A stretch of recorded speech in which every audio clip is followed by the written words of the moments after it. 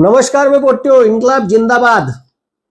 आता महाराष्ट्र शासनाच्या आदिवासी विभागानं ज्याचे मंत्री अशोक उईके आहे यांच्या मंत्रालयातून जी.आर. आला आणि भारतीय राज्यघटनेतलं कलम 32 जे मूलभूत अधिकार देते भारतीय राज्यघटनेत कलम 12 पासून 35 पर्यंत त्या मूलभूत अधिकाराचं डायरेक्ट उल्लंघनच केलं.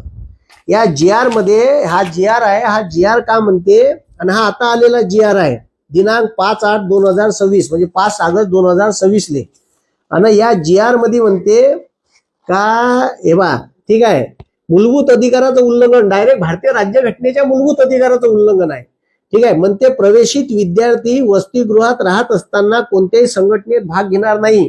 म्हणजे याच्यानंतर आदिवासी विद्यार्थ्यावर कोणताही अन्याय अत्याचार झाला तर तो आंदोलन करता येणार नाही, त्याले कोणत्याही संघटनेत सहभागी होता येणार नाही. मग ते आता काही पोरं बिरसा ब्रिगेड मध्ये काम करतात शिक्षण घेता घेता, काही पोरं इंडिजिनियस स्टुडंट असोसिएशन मध्ये काम करतात, काही पोरं आपल्या अनेक आदिवासी संघटनांमध्ये काम करतात आणि त्या संघटनेच्या मार्फत ते आपल्या वेदना आपल्या भावना आपल्यावर होणारे अन्याय मांडत असते सरकारच्या समोर.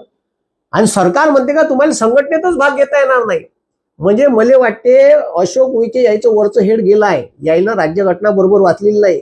तुम्ही राज्यघटना वाचा आणि राज्यघटनेत डायरेक्ट म्हटलं आहे का मूलभूत अधिकाराचं उल्लंघन करणारा ठीक आहे करणारा कोणताही जी.आर. कोणताही आदेश अधिनियम पोटनियम आणि कायदा भारतातल्या कोणत्या सरकारले आणि सरकारी डिपार्टमेंटले काढता येत नाही.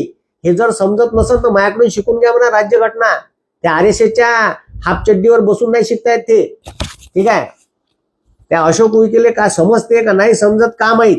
दुसरी गोष्ट, आता धारणी इथं 100 पोरायले अन्नातून विषबाधा झाली. आता त्याचा व्हिडिओ पाहायचा आहे. ह्या व्हिडिओ पहा तुम्ही. ज्या व्हिडिओमध्ये तिथं पोरं पहा त्या आदिवासी आश्रमशाळेत कशा पद्धतीनं पाणी पित आहे. त्याच्या पोया पहा कुठं ठेवल्या आहे, तिची स्वच्छता पहा.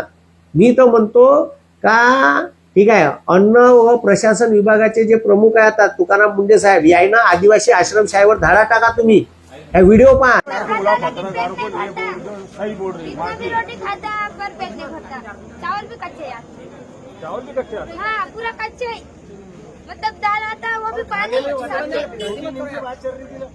सब्जी बोला तो सब्जी कुछ सब्जी जैसे आ रही नहीं.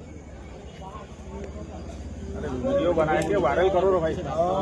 वो पत्रकार को बुलाओ और अच्छे से उसको बोलो.